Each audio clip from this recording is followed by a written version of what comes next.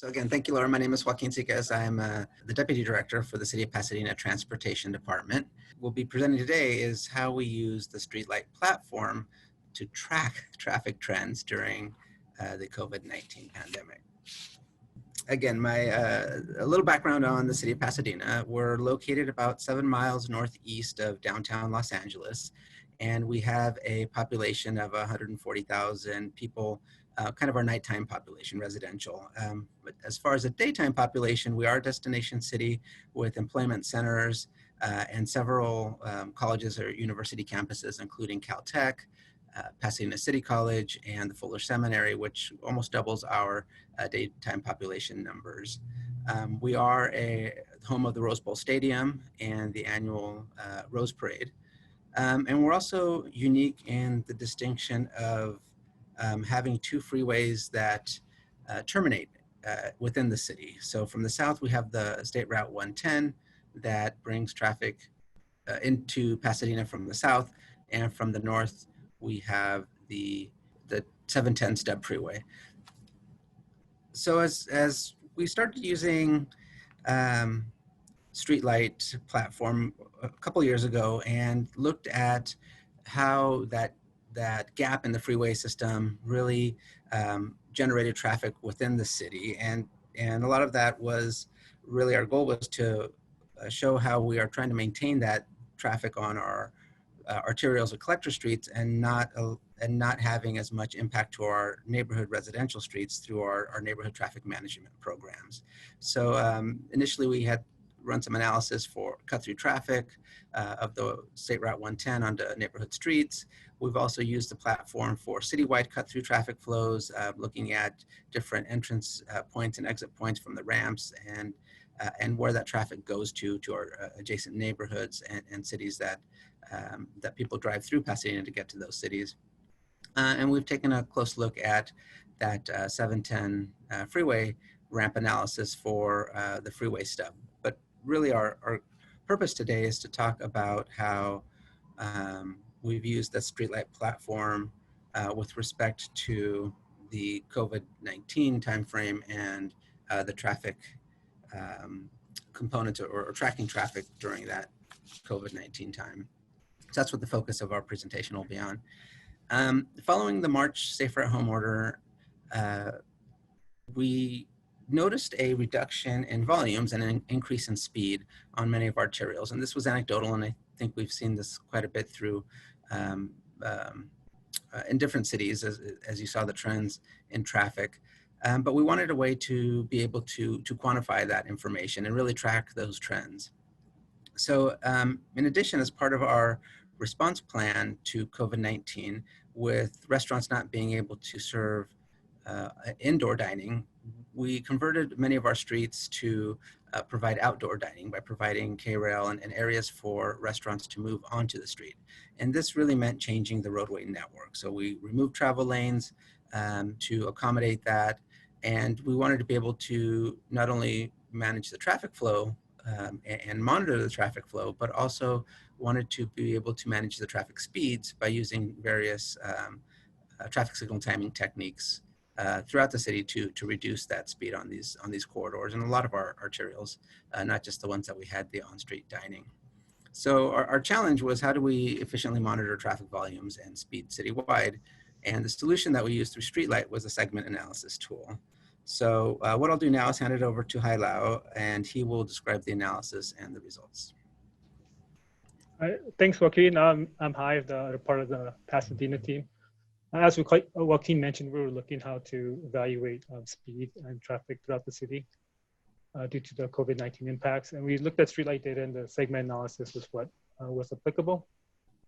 Based on the data, we tried to define our scope to identify the study corridors, bi-weekly analysis of volume data, bi-weekly analysis of speed data, impact of traffic calming measures, and compiling the data for summary reporting. The segment analysis does offer additional information such as travel time, but we didn't use it as part of our study. So I just wanted to go over how we ran the analysis and what we did. The first and most important thing is identifying your segments. You look at the map to the right, those are the segments we identified throughout the city of Pasadena. It's about approximately 23 segments to try to get a good representation of the arterials throughout the city. Just in general, selecting segments is difficult because you want to not have any traffic signal or traffic control device that does always stop in between. So, and since Pasadena is a very urban environment, it is difficult to select. But the best idea is just to select as many roadway segments as possible so you get the most robust data. And you can always remove segments that the data doesn't look right or if it doesn't fit your analysis. So we went with 23. I wish I could go back and do a lot more just to have a more robust data set. So after you identify your segments, you create the zone. And once you have the zone, you can run your analysis. For us, so the analysis itself has several options. You can select the data periods. That's how we did the pre and post COVID data. So there is historical data. So we could run traffic data for 2019 before COVID impacts and after 2019, I mean, after COVID. So that's how we ran the analysis. Also, there's several options to customize the analysis. So you can match how your organization traditionally views data, such as selecting data types, day types, day parts, and you can bin the speed segments as well as travel time. So after we ran the analysis, we exported the data to Excel to compile and analyze the data. StreetLight itself has this option to visualize the data on the platform. We didn't find it was difficult to use it to compare data analysis just because we were comparing several analyses with each other, and the visualization is good for just like a single analysis. So here are some of the results we got from the StreetLight platform. So you look at the graph to the right, the blue line is the 2019 ADT, or the average ADT of the selected roadways, and the 2020 is the ADT of the selected roadways. So these are the same roadways comparing 2019 to 2020 data pre and post COVID. And you see the red line on the graph, that's the implementation of the stay-at-home order. So if you look at, you can see the orange line, the traffic volumes dropped about 60% after the stay-at-home order and has been steadily increasing. We do go from March 15th. The first time period is March 1st to March 15th, which is before the stay-at-home order, and it ends at August 1st to August 15th. So the traffic volumes have been steadily increasing, and it's about, I would say 20% below 2019 levels at the current times. So this is the result of average traffic speed. So you see another red line there. We do have traffic calming. The city did implement 2 traffic calming measures throughout the city for the local roadways and arterials. We did have a Safer Streets campaign where we placed signs at the intersections warning motorists of additional ped and bike traffic because of the increased pedestrian and bicycle activity. And for arterials, I know Joaquin touched upon this a little bit, but we did adjust the traffic signals to rest in red to force motorists to stop at certain intersections. So if you look at the graph, after the stay-at-home order, average traffic speed did increase by about 2 miles per hour, or stayed steady for about a month. And then after we implemented the traffic calming measures, the average speed did drop and has been steady since. So one concern that we received a lot was from just the excess speed of motorists is traveling much above the speed limit, just due to the decrease in traffic volume. So we took a look at the percentage of vehicles traveling 10 miles above the posted speed limit. So as you can see, after the stay-at-home order, motor speeding increased by about 40%. And after we did traffic calming measures, the motorist speeding decreased by about 20% and has remained below 2019 levels. And this is just for streets that did not include the traffic calming we implemented. This is just for typical streets. So we go to the next slide. And this is the impact of our traffic calming that we implemented in the arterials. So this graph shows the percentage change from 2019 of motorist speeding 10 miles above the speed limit. So you look at after the stay-at-home order on the selected arterials, the ones we did traffic calming, which would usually have higher ADT. So speeding increased by 50% compared to 40% for the typical stay-at-home order. I mean, typical street.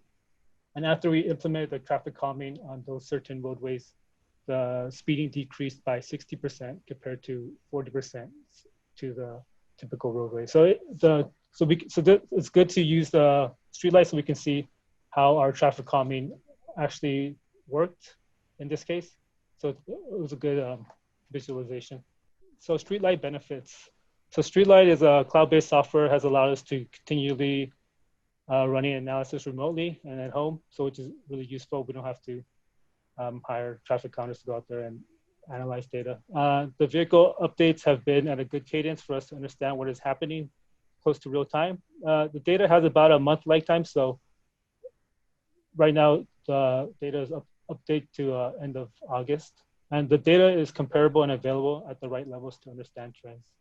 And one thing I wanted to add is just that the data is historical, so you can always go back and look at the past traffic data. And so it was really useful in case you missed collecting data. So you want to do a comparison for any type of study, you can always go back and look at traffic data at that period of time. So it's really useful. Next steps, we will continue to monitor traffic volumes, speed, and collision history. I know we didn't touch upon collision history because it didn't include StreetLight, but we did monitor the impacts of collision history, collisions on COVID-19. We are collecting and comparing AAT spot counts. So we did do a validation of StreetLight data with AAT spot counts, and the general trends are very similar. So that's very reassuring. And we also adjust the traffic signal timing, speed and delay based on our findings.